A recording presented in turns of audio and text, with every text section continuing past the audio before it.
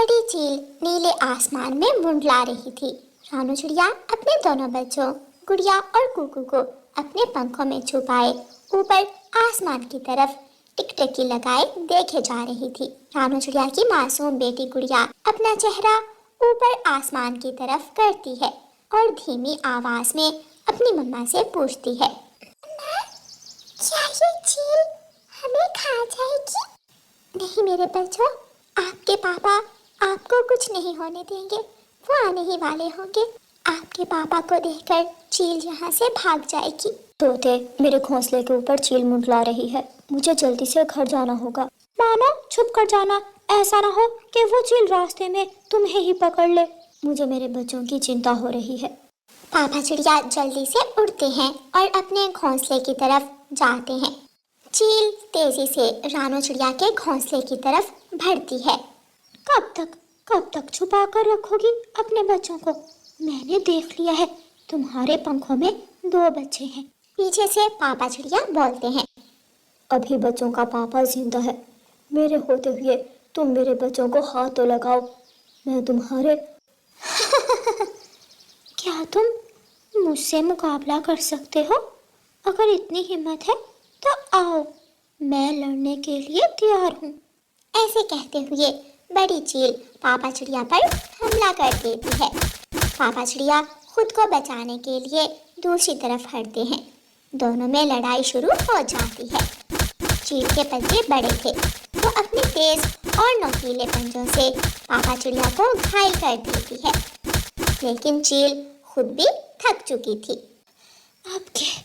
अब के बार मैं जा रही हूँ, लेकिन याद रखना, मैं लौट कर आऊँगी।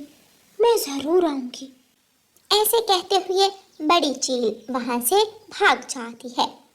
रानू चिड़िया और उसके बच्चे रो रहे थे। आपके पंख से खून बह रहा है, आप ठीक तो है ना? हाँ, मैं ठीक हूँ, बस थोड़ी चोट आई है, वो भी ठीक हो जाएगी। मैं तोते के पास बैठा था जब मैंने इस जालिम चील को ऊपर आसमान में देखा। मुझे डर था कि ये ज़रूर मेरे घोंसले की तरफ आएगी। कुकू के पापा, मैंने आपसे कल भी कहा था कि ये घोंसला छोड़कर किसी दूसरी जगह चले जाते हैं। अब उस चील ने हमारा घोंसला देख लिया है। आज तो मेरे बच्चे बच गए। चील दोबारा भी आ सकती है। ये घोंसला मेरे पिताजी का है। मैं ये घोंसला नहीं छोड़ सकता, और हमने जाना भी कहाँ है। मुझे इसी घोंसले में जीना है और इसी घोंसले में मरना है। पापा, मुझे चील से डर लगता है। डरो नहीं मेरे बच्चे, मैं हूँ ना, मैं आपको कुछ नहीं होने दूंगा। रानू चिड़िया के घोंसले से थोड़ी दूर कौवों का घोंसला था।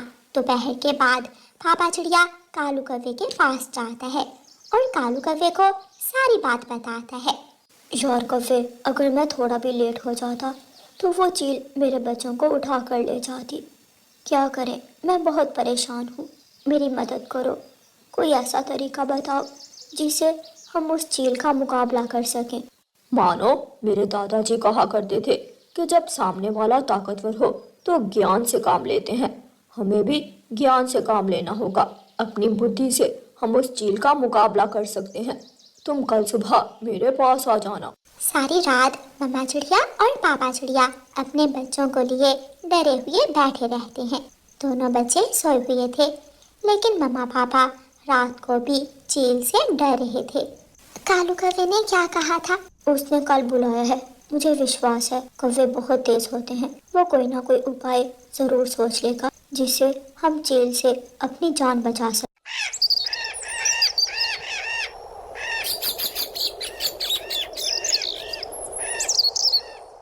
दूसरी सुबह पापा चिड़िया कालू कौवे के पास जाता है। मैं तुम्हारा ही इंतजार कर रहा था। जल्दी से मेरे साथ चलो, हमें झरने के पास जाना है। कालू कौवा पापा चिड़िया को झरने के पास ले जाता है। वहाँ एक जहरीली जड़ी बूटी थी। कालू कौवा उस जड़ी बूटी को तोड़ लेता है। मानो मैं वापस घोंसले में जा रहा हूँ। तुम ऐसा करो, कहीं से थोड़ी मिठाई ढूंढ लाओ। बाकी का काम मेरी पत्नी गोरी कर लेगी। फिर ऐसे कालू कौवा अपने घोंसले में चला जाता है और पापा चिड़िया इंसानों की बस्ती में जाता है। इंसानों की बस्ती में एक हलवाई मिठाई बना रहा था। पापा चिड़िया थोड़ी दूर जाकर बैठ जाता है। जैसे ही हलवाई इंसान अपना ध्यान दूसरी तरफ करता है, पापा चिड़िया एक लड्डू उठाकर वहां से जंगल की तरफ निकल जाता है। गोरी कवि उस लड्डू पर जहरीली जड़ी बूटी का रस डालती है। कालूपति जी, मुझे डर लग रहा है। अगर चील को शक पड़ गया तो वो मुझे कच्ची खा जाएगी।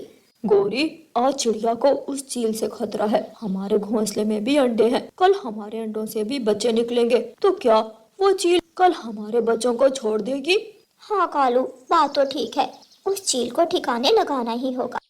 फिर गौरी कवि वो जहर वाला लड्डू लेकर चील के घोंसले की तरफ उड़ती है। कवि, तुम यहाँ क्या करने आई हो? चाची चील, मेरा पति कालू कौवा पुलिस में भर्ती हो गया है। उसी खुशी में मैंने पूरे जंगल में लड्डू बांटे हैं। मैं तुम्हें भी लड्डू देने आई हूँ। मैंने सोचा, क्या दुश्मन क्या दोस्त, ऐसी खुशी के मौके पर मैं आपको भी लड्डू खिलाती हूँ।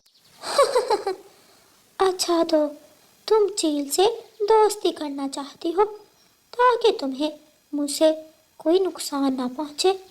ठीक है, अगर तुम मेरे लिए लड्डू लाई हो तो रख लेती हूँ। बड़ी चील गौरी कवि से जहरीला लड्डू लेकर खा लेती है।